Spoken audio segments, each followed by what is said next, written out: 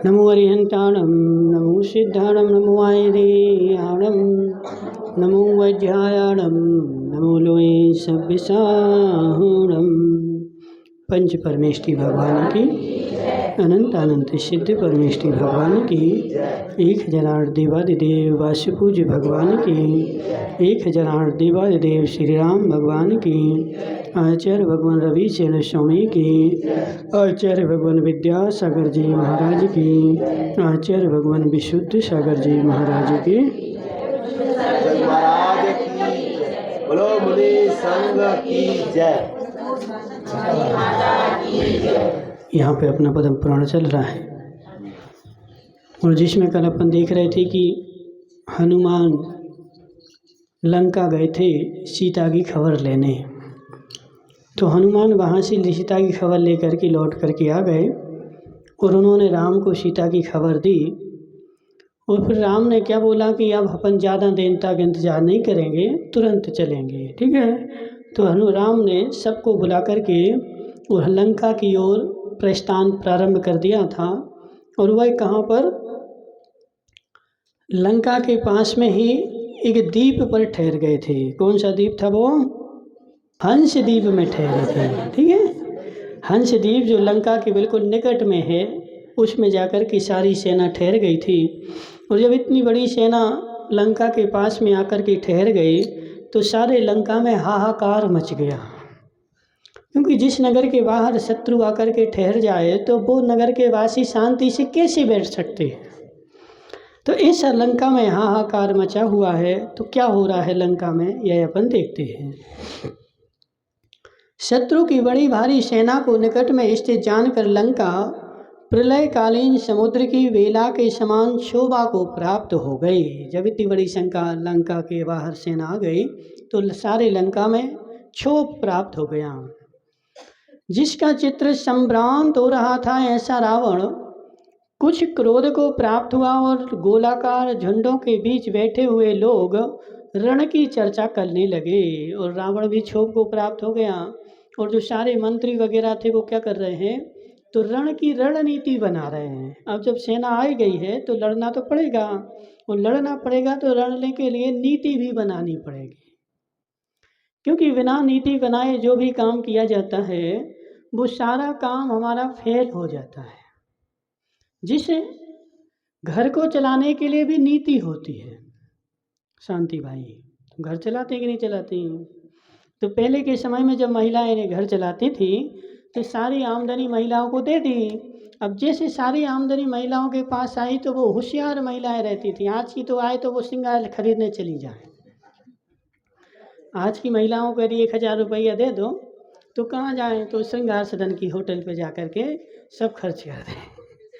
लेकिन पहले की जो महिलाएं होती थी कांता जी, वो सब होशियार होती थी। उनको पता था कि हमारे पति की आमदनी कितनी है। यदि 1000 रुपये महीना आमदनी है तो उसको वो 200 रुपये स्टॉक में रखती थी, 200 का किराने का सामान भी खरीदती थी और 200 रुपया घर के काम काज में, ऐसा पूरा नीति बनाती थी। 1000 रुपये महीने की इनकम है तो 1000 रुपया में पूरे महीना भर की नीति बनानी है। और उस नीति के अनुसार जब चलते थे तो घर क्या होता था, चलता था। लेकिन आज के समय में स्थिति ऐसी है, किसी को 1 लाख भी मिलते हैं तो आज मिले कल के दिन तो साफ कुछ भी नहीं है उसके पास। क्यों नहीं है उसके पास? क्योंकि उसके पास नीति नहीं है, ठीक है। तो नीति के बिना जो भी काम किया जाता है संसार में वह सारा काम बेकार होता है। जैसे राजनीति होता, हर काम के पीछे नीति लगा है, ठीक है। राजनीति, गृह नीति, ठीक है, रणनीति। तो एक नीति शब्द जो होता है वो अपने आप में बहुत महत्वपूर्ण है। उस नीति के अनुसार संसार में जो भी काम करता है वह हमेशा सफल होता है। और नीति से रहित जो भी काम किया जाता है वह तुम्हारी पराजय को देने वाला ही होता है। तो यहाँ पर बैठे रावण के पास सारे लोग क्या कर रहे हैं, रणनीति बना रहे हैं कि सेना से अपन कैसे लड़ें।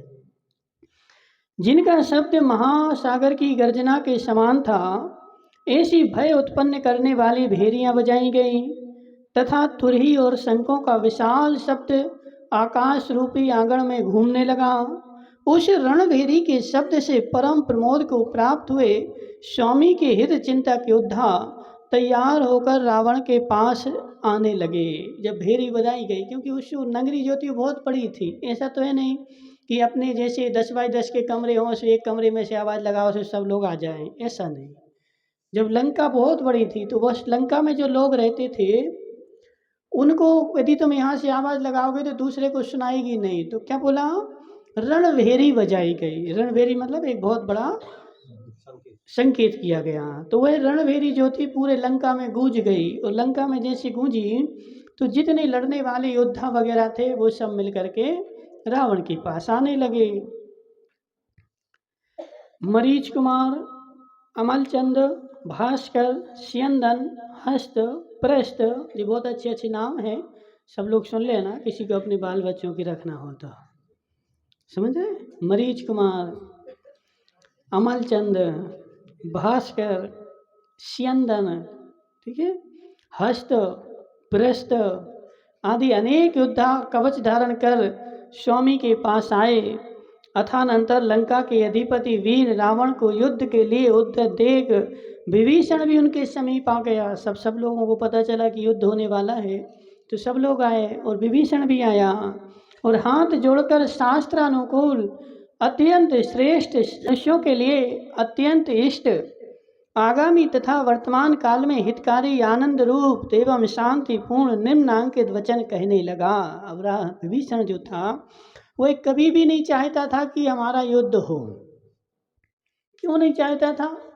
क्योंकि विभीषण शांति प्रिय था, न्याय प्रिय था। लेकिन विनाश काल में जो होता है बुद्धि विपरीत हो जाती है। तुम लोगों को याद हो, यही विभीषण है जो राजा जनक और दशरथ की गर्दन काटने के लिए गया था। पहले का पूरा वो बड़ौदिया में चलता था, यहाँ नहीं, ठीक है। एक समय था, एक समय में किसी ज्योतिषी से विभीषण ने पूछा था कि हे महाराज, हमारे रावण की लंका का नाश कैसे होगा और रावण को कौन मारेगा? तो उन्होंने बताया कि रावण को जो है जनक की पुत्री और राजा दशरथ के पुत्र के निमित्त से लंका का नाश होगा, और वही राजा दशरथ का जो पुत्र होगा वह रावण को मारने वाला होगा। ऐसी जब ज्योतिषी ने बोला तो विभीषण घबरा गया कि मेरे भाई का मरण ना हो। वह तुरंत गया कहाँ? दशरथ के पास। कब की बात है? जब राम पैदा ही नहीं हुए थे। तो उसने बोला कि राजा दशरथ को ही मार दो, तो ना होगा बांस और ना बजेगी बांसुरी। तो उसने क्या किया था, उसको मारने की रणनीति बनाई, और वहाँ जनक को मारने की भी रणनीति बनाई। लेकिन जब होनी अच्छी हो तो होनहार निमित्त ऐसे मिल जाते हैं। यह बात नारद को पता चली कि विभीषण जनक को और दशरथ को मारने के लिए जा रहा है। तो विभीषण जनक के पास और दशरथ के पास पहले से बोल के आ गए। तो वहाँ पर मंत्रियों ने दशरथ का भी पुतला बना दिया, पूरा सेम टू सेम वैसा का वैसा, और उसमें खून भर दिया, खून का संचार सब, और बैठा दिया। तो जब विभीषण उनको मारने गया तो उनके पुतलों को मार डाला। समझ रहे? तो चूंकि ये बात विभीषण को भी पता है कि राजा दशरथ का पुत्र नाम और सीता के निमित्त से रावण की मृत्यु होगी, लेकिन अभी भी इस समय वह उस चीज से अनभिज्ञ है। मनसुख लाल जी, जैसा काम होना हो बुद्धि वैसी चलती है। मैना सुंदरी के पिता ने मैना सुंदरी को कोड़ी के साथ ब्याहने का पक्का निश्चय कर लिया। अपनी पुत्री को किससे ब्याह कर रहे? कोड़ी से। बताओ कोई करेगा क्या संसार में? जबकि वो मैना सुंदरी, सर्वांग सुंदरी और राजा की पुत्री, और एक वो अपनी पुत्री को कोड़ी को देने के लिए तैयार हो गया। मात्र इतनी सी ठसक के पीछे मैं किसी की, सारे गांव ने समझाया, सबने रानियों ने समझाया, लेकिन किसी की नहीं मानी और उसको कोड़ी के साथ ब्याह दिया। लेकिन जैसे ही ब्याया, पढ़ा तुमने श्रीपाल पुराण, जैसे ही ब्याया तो क्या हुआ फिर? जैसे ही श्रीपाल मैना को लेकर के गया और तुरंत जो था उसका पिता रोने लगा, अरे मैंने क्या कर दिया, कहाँ अपनी बेटी सर्वांग जो महलों में पली और कहाँ ये कोड़ी कि इसकी दुर्गंध से 7 गांव के लोग मर जाएं। इतनी दुर्गंध आ रही थी श्रीपाल के शरीर से कि सारे गांव के लोग बेहोश हो जाएं। उसके साथ उसने ब्याह दिया, लेकिन कब उसको होश आया, जब शादी हो गई, ब्याह हो गया और वो ले जाने लगा, उसके बाद उसको होश आया। उसके पहले होश नहीं आया। क्यों? क्योंकि कार्य वैसे ही होना था तो बुद्धि वैसी की वैसी हो गई। तो ऐसे विनाश काले विपरीत बुद्धि, जब जैसा कार्य होना हो बुद्धि अपने आप वैसा परिवर्तित हो जाती है। इसलिए हे जीव, इनको सब कुछ पता है कि राम के निमित्त से रावण का मरण होने वाला है, लेकिन फिर भी मान नहीं रहे, उनसे क्षमा नहीं मांग रहे। और विभीषण अभी कितना समझा रहा है। अभी देखो बहुत सारी बातें होने वाली हैं यहाँ पे कि आगामी तथा वर्तमान काल में हितकारी आनंद रूप शांतिपूर्ण निर्माण के वचन कहने लगा। विभीषण सौम मुख का धारी, पद वाक्य का विद्वान, प्रमाण शास्त्र में निपुण एवं अत्यंत धीर था। उसने कहा कि हे प्रभु, आपकी संपदा इंद्र की संपदा के समान अत्यंत विस्तृत एवं उत्कृष्ट है। आपकी कुंद कली के समान निर्मल कीर्ति आकाश एवं पृथ्वी पर व्याप्त है, और यही सबसे बड़ा गुण है। देखो, हमसे सामने वाला हमसे हमारी आंखों में डरता रहे, कभी उसके सामने नहीं जाना डराने के लिए। तुम्हारा बच्चा, ये भी एक नीति है। नीराबाई की बहू कहाँ है? वो नीराबाई घर पे बैठी है। एक ये भी नीति है, तुम्हारा बच्चा तुम्हारी आंखों में डरता रहे, माँ तो उसको आंखों से डराना, उसको मारना प्रारंभ मत करना। आंखों में डरता रहे, डरने दो। तुमने यदि उसको मारना प्रारंभ कर दिया और मार करके डराना प्रारंभ कर दिया, फिर वह 3 काल में तुमसे डरेगा नहीं। क्या कहेगा? मार लो, तुम तो मार ही लोगे, क्या करोगे? समझ रहे? उसके अंदर में मार खाने का डर बना रहे, मात्र जीवन भर क्या करना, उसको आंखों में ही डराना। कभी भी ऐसी नौबत ना आए कि उसको हाथ से डंडे से मारना पड़े। यदि तुमने उसको हाथ से डंडे से मारना शुरू कर दिया, वह बच्चा तुम्हारे हाथ से निकल जाएगा, वह डरना भी बंद कर देगा। क्यों कर देगा? ऐसी संसार में क्या है, देखो, गाय वाली अम्मा की और सुजल की अम्मा की, दोनों जनों की घनिष्ठ मित्रता है। अब दोनों एक दूसरे का सम्मान करते हैं। अब गाय वाली अम्मा टीवी देखती है, सुजल की अम्मा ने बोला कि टीवी नहीं देखना। समझो बात क्या?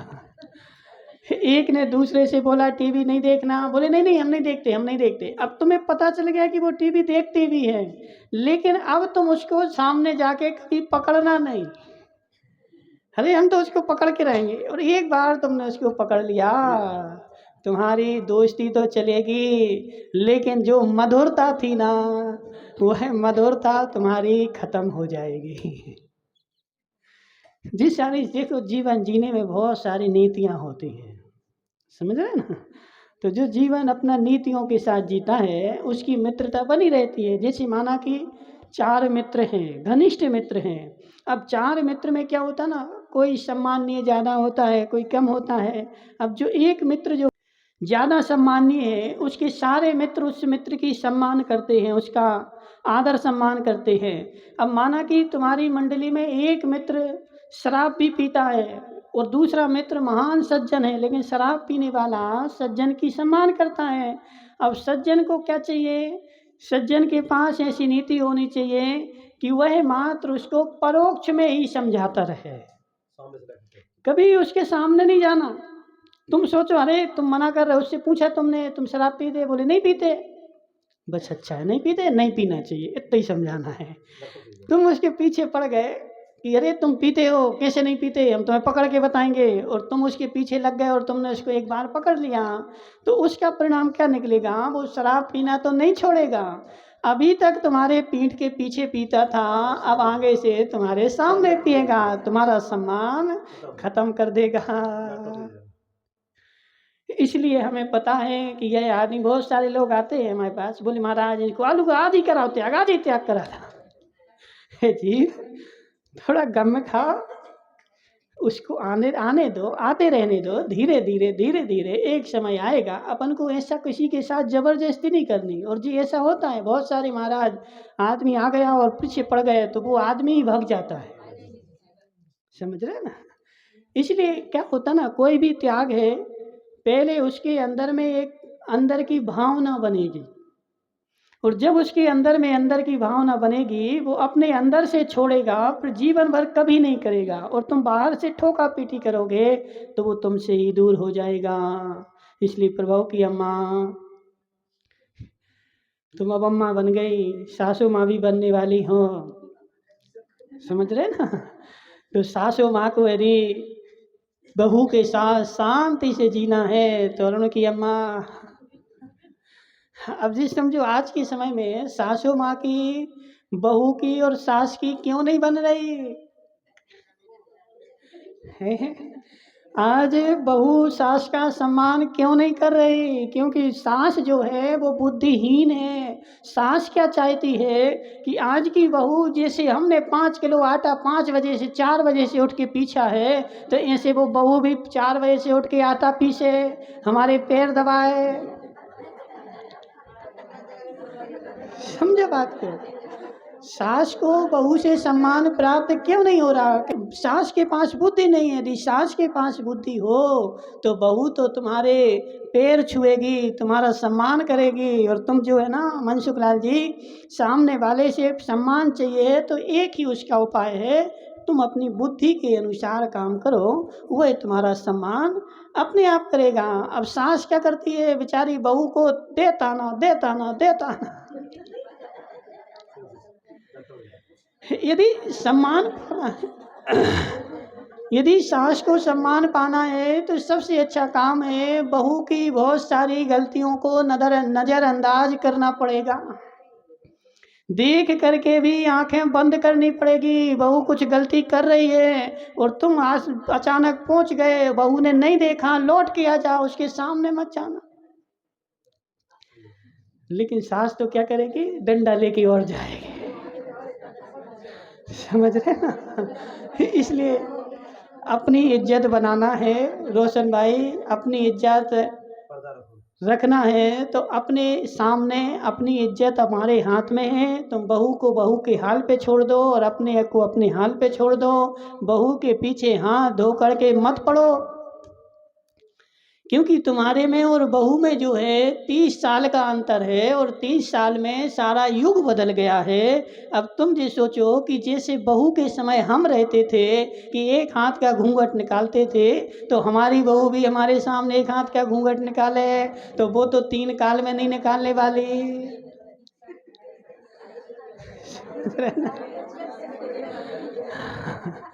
तो इसलिए कहने का आशय क्या है, हमारा सम्मान हमारे हाथ में है। सासुओं को तो खूब सम्मान मिलेगा, और आज के समय में देखा जाए तो पहले की अपेक्षा ज़्यादा सम्मान है। अब तो तुम टोकरी हो गई ना, शांति से रोटी खाओ और शांति से बैठो, तुम्हें घर के कामों में टांग अड़ाने की आवश्यकता क्या है? बहू क्या कर रही, बेटा क्या कर रहा, कौन क्या कर रहा। अब प्रवीण की अम्मा सासू बन गई और बहू के पीछे डंडा लेकर के 24 घंटे घूमे तो बहू वही डंडा छुड़ा करके और घर से भगा दे, भाग गया से ठोकर गया। समझ रहे ना। तो कभी भी यदि सास को बहू से सम्मान चाहिए है तो बहू के पीछे हाथ धो करके मत पड़ो। उसकी गलतियां खोजने की अपेक्षा उसकी अच्छाइयों को खोजना प्रारंभ कर दो, बहू तुम्हारा सम्मान करना प्रारंभ कर देगी। ठीक है प्रभु की अम्मा। हाँ समझ गए ना, आ जाएगी, टेंशन नहीं कर। ठीक है, तो जब नहीं आई तभी से समझना पड़ता है। आ जाए अब वो डंडा लेके मारना प्रारंभ कर दे और फिर समझे तो क्या समझे, समझे। मार खाने के बाद यदि कोई समझे तो वो समझना नहीं कहलाता है। मार खाने के पहले समझ जाए, समय आने के पहले अपने आप को सतर्क कर ले तो वो आदमी होशियार कहलाता है। और जो मार खाने के बाद समझ रहा है, हमारा बहू का कमरा अलग है, सास का कमरा अलग है, तुम ऐसे घर में रहो कि सास को सालों बहू के कमरे में जाना ही नहीं पड़े। भले बहू का और सास का कमरा बगल में हो, लेकिन ऐसे रहो घर में, अपने कमरे में रहो ना, बहू के कमरे में क्यों घुसना तुम्हें। जी हाँ ऐसा पड़ा, जी हाँ ऐसा पड़ा, जी ऐसा कर रही, जी ऐसा करे, वो अपने कमरे में जो करना उसको करने दो। समझो बात को। तुम अपना कमरा देखो, उसको अपना कमरा देखने दो। यदि समझाना भी है तो कमरे में जाके नहीं समझाना। कहाँ समझाना है? कोई भी बात है, एक कॉमन बात निकले तो समूह में बैठ करके अपन को ऐसा कहना कि ऐसे रहना चाहिए। समझ रहे ना? तो तुम्हारी अरुण की अम्मा, तुम्हारी बहू तुम्हारा सम्मान करेगी, वरना डंडा लेकर के दौड़ाएगी। तो जी आज के समय में जो है ना, सासुओं के पास बुद्धि नहीं है, इसलिए बहुएं जो है सम्मान नहीं कर रही, और जिनके पास बुद्धि है उनकी बहू सासें राज कर रही हैं। नीति की बात चल रही है, ठीक है। तो सब प्रकार की नीतियों के बिना हमारा काम चलने वाला नहीं है। और जो व्यक्ति नीतिज्ञ होता है उसकी संसार में पूजा होती है, और जो मूर्ख होता है उसको घर घर जा कर के डंडा घालते हैं। तो ऐसे यहाँ पर वो क्या बोल रहा है कि हे रावण, विभीषण बोल रहा है कि हे रावण, तुम्हारी जो है संसार में कीर्ति चारों ओर फैली हुई है, और पृथ्वी पर तुम्हारा यश भी व्याप्त है, और जब तक तुम्हारा यश नाश ना हो जाए तब तक ऐसा काम करो कि हमारा यश बना रहे। हे सौमेन, हे परमेश्वर, पर स्त्री के कारण आपकी यह कीर्ति संध्याकालीन मेघ की रेखा के समान क्षण भर में नष्ट ना हो जाए, अतः प्रसन्न हो। अब तुम राम से लड़ भी लोगे, जीत भी लोगे, माना कि तुम मजबूत हो, जीत भी जाओगे, लेकिन ये तो बताओ कि जब सारा संसार बोलेगा कि राम और रावण का युद्ध हुआ तो काहे के लिए हुआ? कारण तो पूछेगा, काहे के लिए हुआ, क्यों हुआ? तो सब लोग यही बोलेंगे कि रावण ने पर स्त्री का, अरे पर स्त्री कारण किया, तो तुम्हें क्या होगा? युगों युगों तक तुम्हारी कीर्ति नाश को प्राप्त होगी। इसलिए शीघ्र ही सीता राम के लिए सौंप दी जाए। इससे आपको क्या कार्य ही है, सौंप देने में दोष नहीं दिखता। हे बुद्धिमान, तुम तो सुख रूपी सागर में निमग्न हो, सुख से बैठे हो, तुम्हारे अपने सब महाभोग सब ओर से निर्दोष है। अब रावण को समझा रहा है विभीषण कि तुम्हारे पास कौन सी कमी है, तुम्हारे पास सब सुख है, सब भोग है, सब सामग्री है, इसलिए अपनी सामग्री लो और सीता को वापस दे दो। श्री राम यहाँ पधारे हैं, उनका सम्मान कर सीता उन्हें सौंप दी जाए, क्योंकि अपने स्वभाव का संबंध ही सर्व प्रकार से प्रशंसनीय है। आ गई वही बात, अपने स्वभाव का संबंध ही सब प्रकार से प्रशंसनीय है। हम मनुष्य हैं, हम जीव हैं, हमारा स्वभाव क्या है? क्या है हमारा स्वभाव? ज्ञान दर्शन। तो हमें अपने स्वभाव का संबंध ही करना चाहिए। ज्ञान दर्शन में रहो, वो प्रशंसनीय है, और दूसरे में जाओगे तो निंदनीय होगा।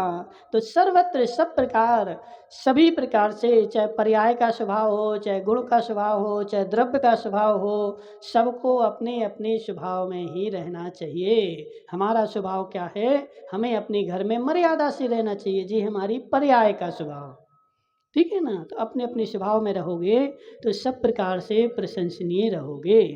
तदनंतर पिता के चित्त को जानने वाले इंद्रजीत विभीषण के उक्त वचन सुन स्वभाव से ही अत्यंत मानपूर्ण तथा आगम के विरुद्ध निम्नांकित वचन बोला। जब विभीषण ने ऐसा बोला तो वह इंद्रजीत जो था वह क्रोधी हो गया, और क्रोधी होकर के बोल रहा है, उसने कहा कि हे भले पुरुष, तुमसे किसने पूछा है? विभीषण क्या बोल रहा है कि हे भले पुरुष, हाँ इंद्रजीत बोल रहा है विभीषण से कि हे भले पुरुष, तुमसे किसने पूछा जो तुम बीच में आकर के अपनी सलाह दे रहे हो?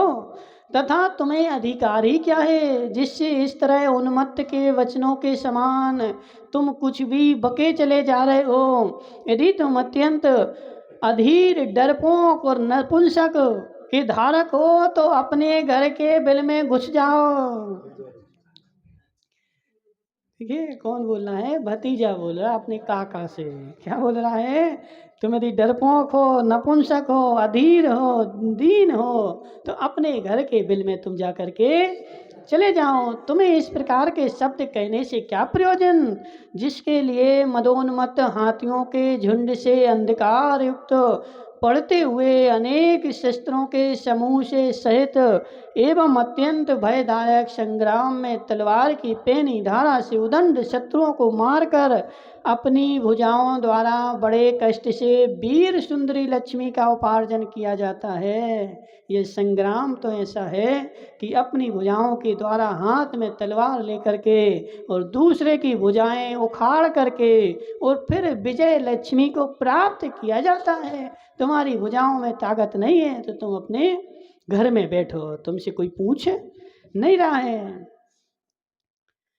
ऐसे उस सर्वोत्कृष्ट अत्यंत दुर्लभ स्त्री रत्न को पाकर मूर्ख पुरुष की तरह क्यों छोड़ दिया जाए। अब अपन ने स्त्री रत्न प्राप्त कर लिया है तो मूर्ख पुरुष की तरह उसको उनको कैसे दे दें। स्त्री को भी रत्न माना जाता है।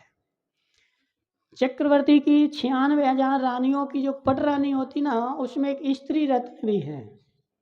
चक्रवर्ती की जो पटरानी होती है वो 14 रत्नों में एक रत्न होती है, ठीक है ना। एक सेनापति भी एक रत्न होता है, घोड़ा भी एक रत्न होता है, सारे रत्न होते हैं, ठीक है। तो उसको रत्न माना गया है, इसीलिए रत्न की वजह से इतनी बड़ी लड़ाई हो रही है अभी, और बहुत सारा बताएंगे, बहुत सारा है अभी, ठीक है।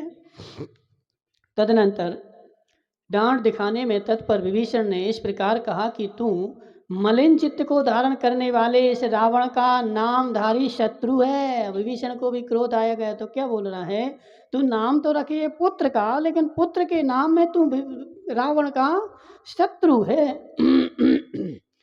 तू अपना हित नहीं जानता हुआ महाशीत की बाधा से युक्त हो दूसरे की इच्छा अनुसार शीतल जल में डूब रहा है।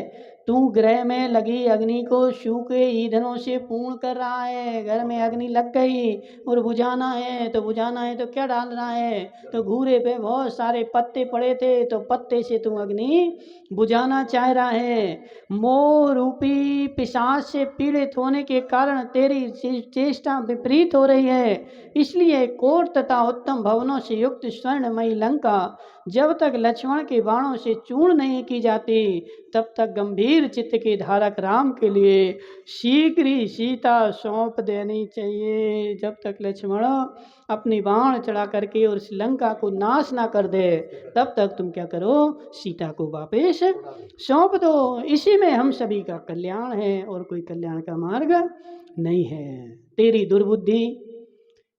तेरा दुर्बुद्धि पिता ये सीता नहीं लाया है, किंतु राक्षस रूपी सर्पों के लिए बिल स्वरूप इस लंका नगरी में विष की औषधि लाया है।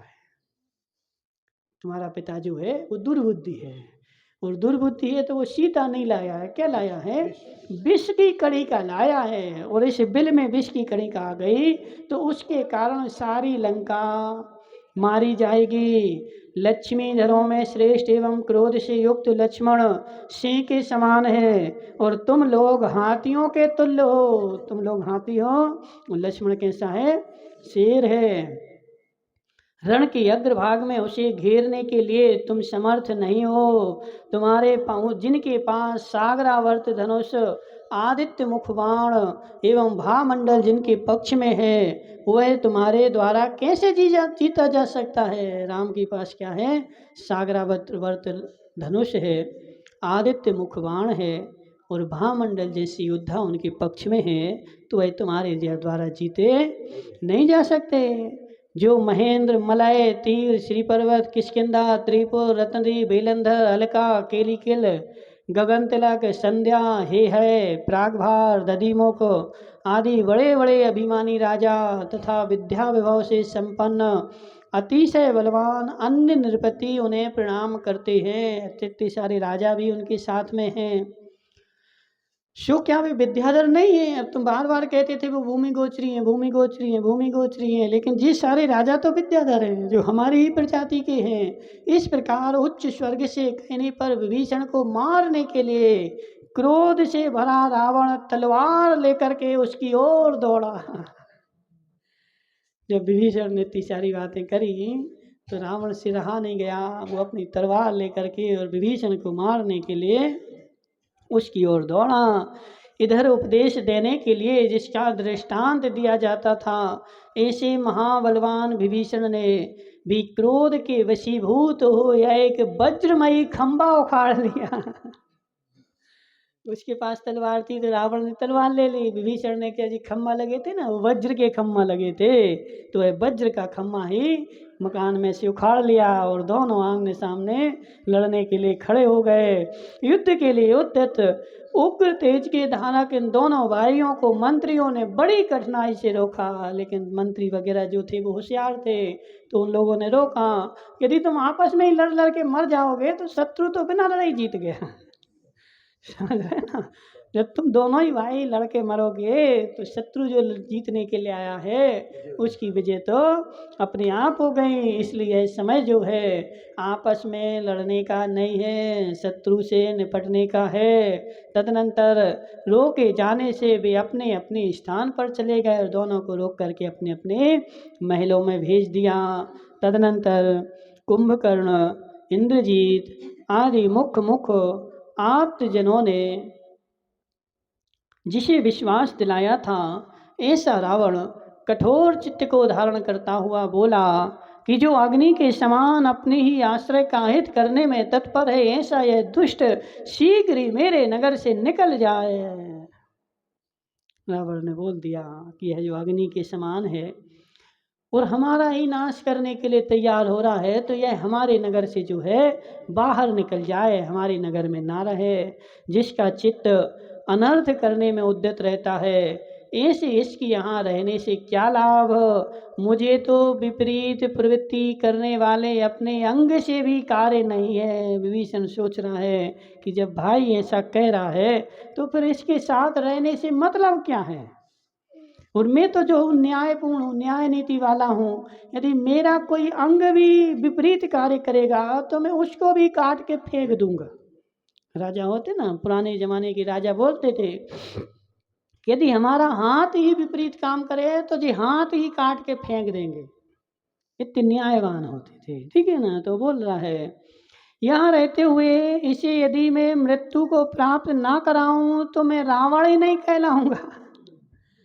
रावण बोल रहा है कि यदि ये यहाँ रहेगा तो मैं इसको नियम से मार डालूंगा, और यदि मैं नहीं मारूं तो मैं रावण ही नहीं हूँ, मेरा नाम बदल देना। अपन लोग गुस्सा आ गई तो रावण बोल रहा है कि यदि विभीषण यहाँ रहेगा तो मैं विभीषण को मार ही डालूंगा, और नहीं मारूं तो मेरा तुम नाम बदल देना।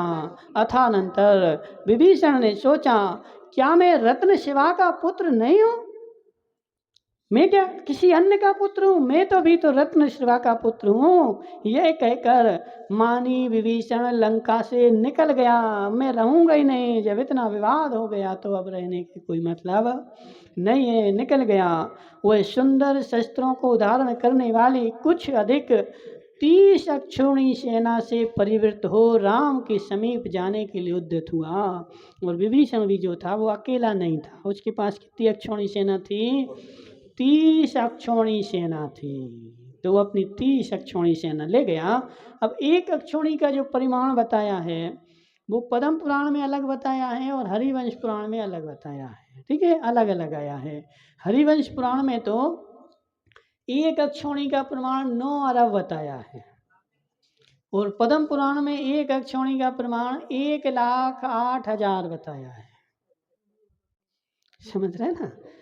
तो हरिवंश पुराण का प्रमाण भिन्न है और पद्म पुराण का प्रमाण भिन्न है। तो चूंकि अपन पद्म पुराण पढ़ रहे हैं तो फिर पद्म पुराण का ही प्रमाण लेना। ठीक है, इसमें भी आगे सब बताने वाले हैं। तो विभीषण जब राम के पास गया तो कितनी अक्षौणी सेना ले गया? 30 अक्षौणी सेना लेकर के गया। विद्युत घन इंद्र इव व्रज इंद्र प्रचंड चपल, काल, महाकाल आदि बड़े बड़े शूरवीर सामंत विभीषण के आश्रय से रहने वाले थे। वे सब वज्रमय शस्त्र उभार कर अपने अपने अंतापुर एवं सारभूत श्रेष्ठ धन लेकर, धन भी ले गए जो उनके पास खजाना था ना, नाना शस्त्रों से सुशोभित होते हुए चल पड़े और नाना प्रकार के वाहनों से आच्छादित, आकाश को आच्छादित कर अपने परिवार के साथ जाते हुए वे हंस द्वीप नगर में पहुँचे और नदियों से सुशोभित उस द्वीप के सुंदर तट पर इस प्रकार ठहर गए जिस प्रकार देव नंदीश्वर द्वीप में ठहर जाते हैं। जिस प्रकार शीतकाल के आने पर दरिद्रों के शरीर में सब ओर से कपकपी छूटने लगती है। ठंड का समय आया, मनसुख लाल जी काँप रहे। शीतकाल के, यहाँ बता रहे ना, शीतकाल के आने पर दरिद्रों के शरीर में कपकपी काट छूटने लगती है। अब दरिद्रों के शरीर में क्यों लिखा? क्या अमीरों के शरीर में नहीं छूटती क्या? नहीं, दरिद्रों के शरीर में इसलिए बोला गया है, ये भी एक नीति है कि दरिद्री जो होता है उसके यहाँ खाने को नहीं होता, और खाने को नहीं होता तो उसका शरीर कमजोर होता है। जैसे महेश सेठ का है, तो जिसका शरीर कमजोर होता है उसको ठंड ज़्यादा लगती है, जिसका शरीर बलवान होता है उसको ठंड कम लगती है। जो धनवान है वो ज़्यादा खाएगा तो मोटा हो जाएगा, मोटा होगा तो चर्बी चढ़ जाएगी। अब जैसे भैंस है, अब भैंस को ठंड नहीं लगती क्या? कम लगती बोला, भैंस को ठंड लगती ही नहीं। भैंस को आज जनवरी के इस मौसम ठंडी में भी छोड़ दो तो वो तालाब में जाके बैठेगी। अभी देखिए आओ, नहीं हो विश्वास तो पहाड़ के नीचे तालाब है, भैंसें वहाँ बैठी होगी तालाब में, इतनी ठंडी है लेकिन वो तालाब में बैठी। भैंस की खाल भी मोटी और उसके अंदर चर्बी भी मोटी, और चर्बी जो होती है वो गर्म होती है, तो भैंस को हमेशा गर्मी ही लगती है, ठंड नहीं लगती है। ठीक है, क्यों? क्योंकि मोटी है। इसलिए यहाँ पर दरिद्रों के शरीर के समान बोला इन्होंने, अमीरों के शरीर के समान नहीं बोला। तो जैसे दरिद्रों के शरीर में ठंड के आने पर सब ओर से कपकपी छूटने लगती है, उसी प्रकार विभीषण का आगमन होते ही बानरों के शरीर में सब ओर से कपकपी छूट उठी। जैसे विभीषण इतनी बड़ी सेना लेकर के हंस द्वीप में गया तो सारी वानर सेना जो थी ठंड के कारण कांपने लगी। सागरावर्त धनुष को धारण करने वाले लक्ष्मण ने सूर्य ह्रास खड़ग की ओर देखा, और उत्कृष्ट आदर धारण करने वाले राम ने वज्रावर्त धनुष उठाया। जैसे ही पता चला कि विभीषण आया है, सारी खलबली मच गई, सेना कांपने लगी। राम लक्ष्मण ने अपने धनुष उठाए, घबराए हुए मंत्री एकत्रित होकर के मंत्रणा करने लगे। सारे मंत्री घबरा गए, आप क्या करें? हालांकि देखो क्या है ना कि रावण के पास बहुत बड़ा बल था, रावण के बल के सामने राम का बल कुछ भी नहीं लगता था। लेकिन चूंकि होनहार ऐसी थी और राम का पुण्य तेज था, तो धीरे धीरे धीरे धीरे रावण का बल ही छूट छूट करके इनको मिल गया। जिस अब सुग्रीव में हनुमान है, जी किसके योद्धा हैं? सब रावण के ही हैं, इनके थोड़े हैं। लेकिन पुण्य तेज होने के कारण शत्रु भी हमारा मित्र हो जाता है, और पुण्य कमजोर होने के कारण मित्र भी हमारा शत्रु हो जाता है। जिस बेटे को हमने जीवन भर पाला मित्र बना करके कि यह मेरा बुढ़ापे में सहायता करेगा, और प्रभु की अम्मा का पुण्य नहीं है तो बेटा भी बुढ़ापे में भगा देगा। जा डुकरिया, घाटोल में रहना, कहाँ आ गई यहाँ? समझ रहे ना? और यदि पुण्य तेज है तो पड़ोसी का बेटा भी तुम्हारी सेवा करेगा। तो ये सारा पुण्य का ही खेल है। मनसुख लाल जी, अपन ऐसा सोचते हैं कि हमारा बेटा हमारा बेटा हमारा बेटा है। जीव, तुम्हारा ना बेटा है ना बेटी है, तुम्हारा तो पुण्य पाप ही है, और तुम्हारे पुण्य पाप के कारण वो सब निमित्त बने हुए हैं। समझ रहे ना? ऐसे तुम्हारा भी पुण्य है तो वह बेटा तुम्हारा है, और पुण्य नहीं है तो कोई बेटा बेटा तुम्हारा नहीं है। जिसका पुण्य है तो नगर वाले भी सेवा करते हैं, और पुण्य नहीं है तो घर वाले भी भगा देते हैं। इसलिए सब पुण्य पाप का ही संसार में खेल है। तो यहाँ पर क्या बोल रहे, घबरा गए सारे मंत्री, और घबरा करके क्या कर रहे हैं, तो सबके सब ने अपनी मंत्रणा प्रारंभ कर दी। और जिस प्रकार शें से भयभीत होकर हाथियों की झुंड रूप में एकत्रित हो जाते हैं, जब शेर आता है, हाथी यहाँ वहाँ घूम रहे हों तो फिर वो हाथी सारे इकट्ठे हो जाते हैं, समझ रहे हैं ना। तो उसी प्रकार विभीषण जब आया तो रावण राम की सारी घबराई सेना एकत्रित होकर के और एक झुंड रूप में एकत्रित हो गई। अब जब झुंड रूप में एकत्रित हो गई और सारी सेना घबरा गई, अब क्या होता है देखेंगे कल। ओम नमः सिद्धेभ्यां।